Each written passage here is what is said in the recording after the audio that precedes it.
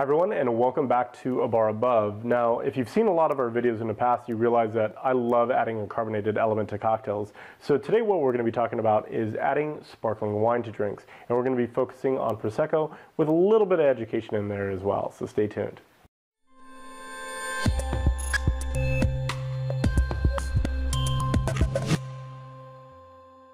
So if you watched a couple of videos, you probably know by now that I love adding a carbonated element to cocktails. I think it's a really fun way to kind of increase the festive quality of a drink and make it a lot more like interesting and bright, and sometimes even a little bit more consumer friendly. So in the past we've done videos on building carbonation units, using a soda stream to carbonate, and even making your own sodas using yeast. So like I said, I really enjoy adding that carbonated element to cocktails. Now another way you can do that is by using sparkling wine, and there's many different sparkling wines out there to choose from. Champagne, you could use Lambrusco, Prosecco. There's quite a few different styles of sparkling wine out there to add into drinks. But today what we're going to be doing is focusing on Prosecco and why it's a good choice to be adding to cocktails.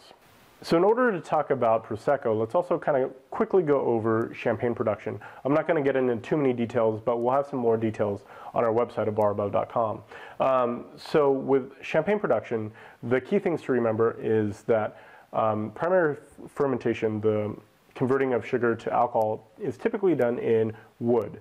So you're going to get a little bit of flavor from the wood going into the wine.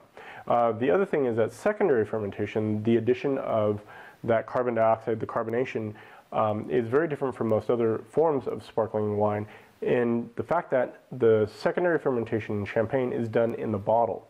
So typically what will happen is some form of sweet water and yeast will be added to the bottle with the wine, and the sugar will be converted into carbon dioxide, and as a result you'll have a lot of taste coming out of the yeast, pardon me, and being contributed to the wine. So a lot of that yeasty, brioche, almondy quality that we get with champagne is a result of direct contact with the yeast. The other thing is that champagne typically has much higher carbonation pressure in the bottle than most other forms of sparkling wine as a result. This is something that we noticed in the soda production video as well, is once you have the yeast inside of the bottle, it really does a lot to increase the carbonation or the pressure inside of the bottle itself. So the biggest key differences between champagne and Prosecco is that Prosecco is actually fermented in stainless steel. So all of the flavor is really focused on the grape. So what you'll see as taste descriptors are typically a little bit more fruit driven. You'll see a little bit more floral qualities with Prosecco than you will with champagne, and you won't have a lot of those brioche, yeasty qualities that you get from champagne as well. Typically, they don't have as much carbonate. Prosecco does not have as much carbonation as champagne because the primary or secondary fermentation, pardon me, is done outside of the bottle. So it's just something else to keep in mind. Now, the biggest benefit for us as cocktail creators or food professionals when adding sparkling wine to a drink is that Prosecco is typically much more approachable from a cost perspective than champagne or other sparkling wines.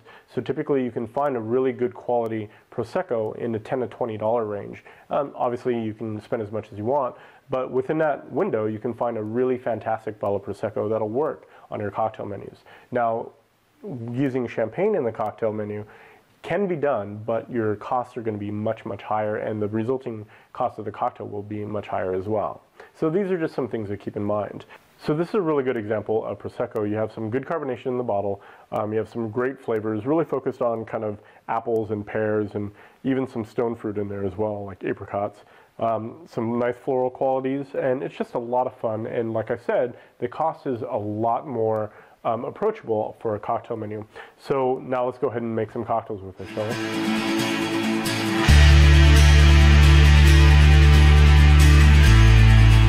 So here we have our cocktail, the Fall of 75. So we'll have the recipe on our website at barabove.com, and we'll have some more videos for you in the future. But until then, I hope you have a great shift, and cheers. If you enjoyed this video, subscribe to our YouTube channel, find us on Google+, or visit us at abarabove.com.